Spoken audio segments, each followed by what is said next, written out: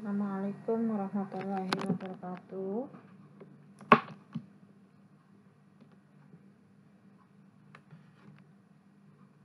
Assalamualaikum warahmatullahi wabarakatuh. Apa kabar siswa-siswi kelas 11? Mudah-mudahan masih semangat untuk mengikuti pembelajaran hari ini ya. Jadi kita masih membahas tentang hidrokarbon. Kali ini kita membahas tentang isomer senyawa hidrokarbon. Isomer itu apa sih? Nah, isomer berasal dari bahasa Yunani, artinya dua kata ya, iso dan meros. Iso itu sama, meros itu bagian. Berarti ya, isomer itu ada sesuatu yang sama. Jadi isomer itu senyawa hidrokarbon yang memiliki rumus molekul sama tetapi strukturnya berbeda ya. Jadi isomer itu ada dua jenis, isomer struktur dan isomer ruang. Isomer struktur ada 3, isomer rangka atau rantai, isomer posisi, dan isomer fungsi. Sedangkan isomer ruang itu ada 2, yaitu isomer geometri dan isomer optis aktif. Nah, saya akan jelaskan semuanya di pertemuan kali ini. Oke, kita bahas satu-satu. Isomer struktur ini terjadi karena perbedaan susunan ikatan struktur antara atom maupun gugus fungsi di dalam suatu molekul. Ya, jadi isomer struktur itu rumus molekulnya sama, strukturnya berbeda. Ya, bisa jadi rantainya, bisa jadi posisinya, atau gugus fungsinya berbeda. Nah, kita bahas lagi isomer rantai. Isomer rantai ini bisa juga dikatakan isomer struktur ya, karena dia memiliki rumus molekul sama tapi strukturnya berbeda. Strukturnya rantainya ada yang lurus dan ada juga yang bercabang. Contohnya seperti ini, C4H10 namanya adalah butana. C4H10 ini strukturnya rantainya bisa lurus ya, bisa juga bercabang 1. Intinya jumlah C-nya tetap 4, jumlahnya harus 10. Nah, kalau dalam isomer rantai itu bukan cuma struktur yang berbeda ya, jadi namanya pun harus berbeda. Jadi kalau kamu buat struktur, pastiin namanya juga berbeda ya. Jadi jangan kita buat struktur kesannya strukturnya itu berbeda, ternyata namanya sama.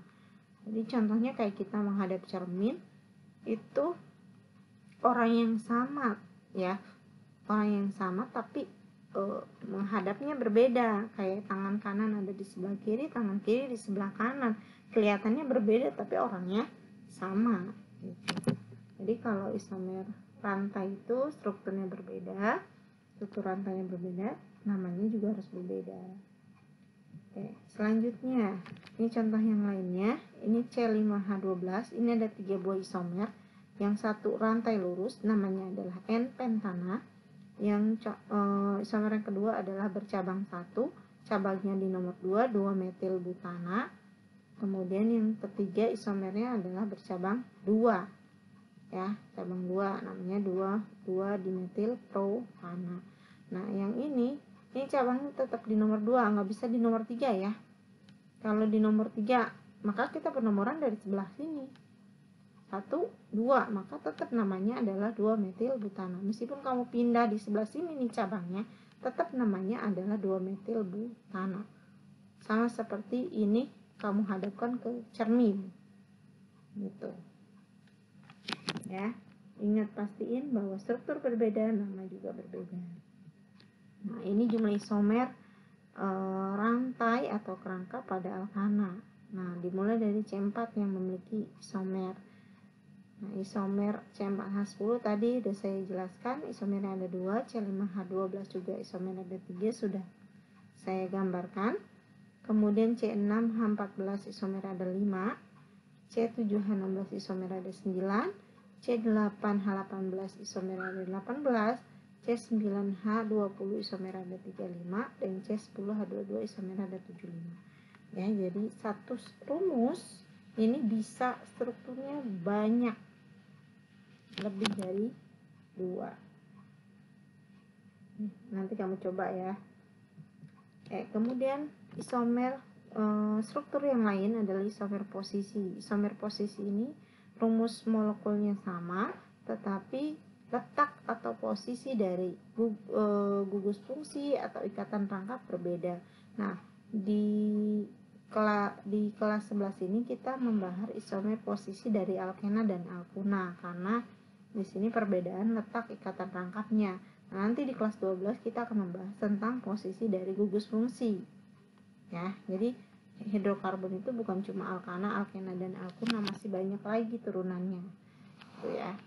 Oke, contohnya di sini butena C4H8. Yang pertama, letak ikatan rangkapnya berada di nomor 1.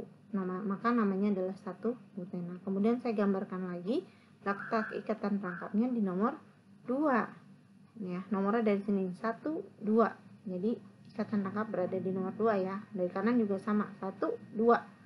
Tuh.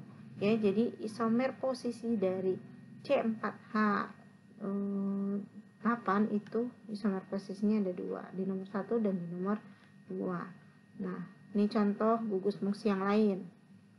Jadi alkohol itu gugus fungsinya memiliki gugus OH.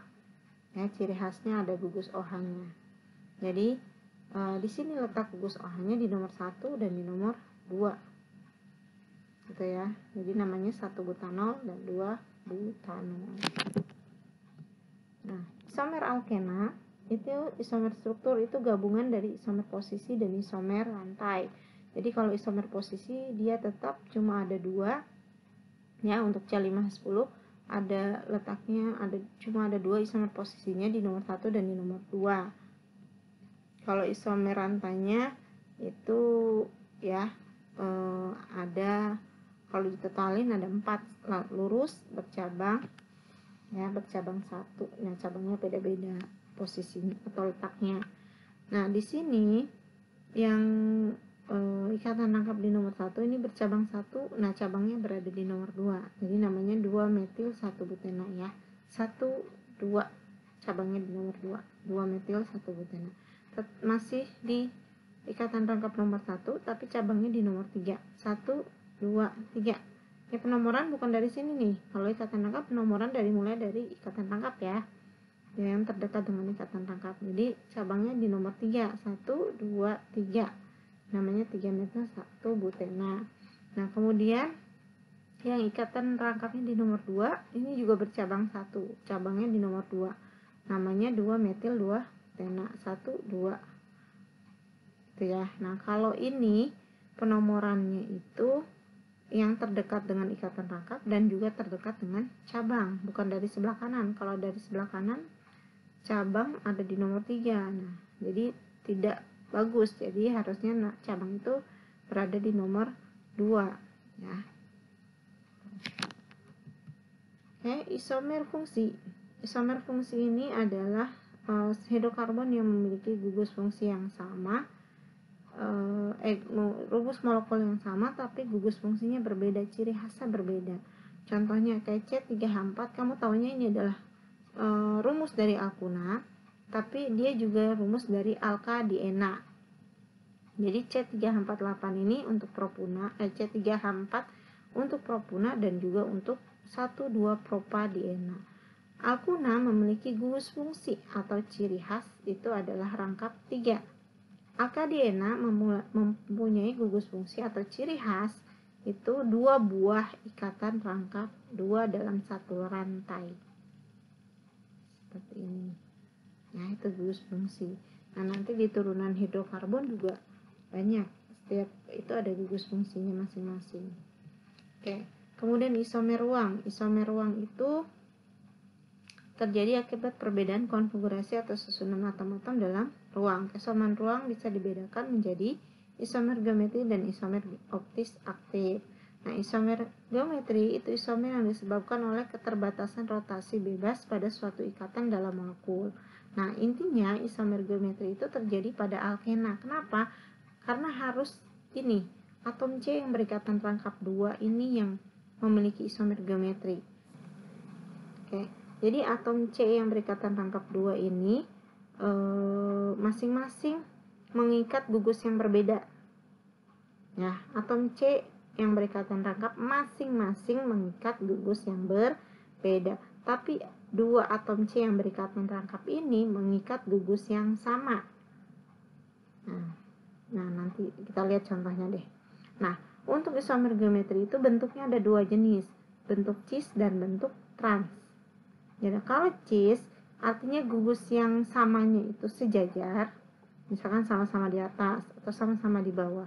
Kalau trans bentuk yang gugus yang samanya itu berbeda letak, misalkan yang satu di atas, yang satu di bawah. Nah, seperti ini contohnya ya. Jadi ini atom C, untuk butena ya, kalau kita gambarkan lurus CH3 CH rangkap CH CH3 gitu. Jadi kalau kita buat isomer geometrinya seperti ini, kita fokusin di atom C yang rangkap 2. Atom C rangkap 2 ini sebelah kiri mengikat CH3 dan juga H.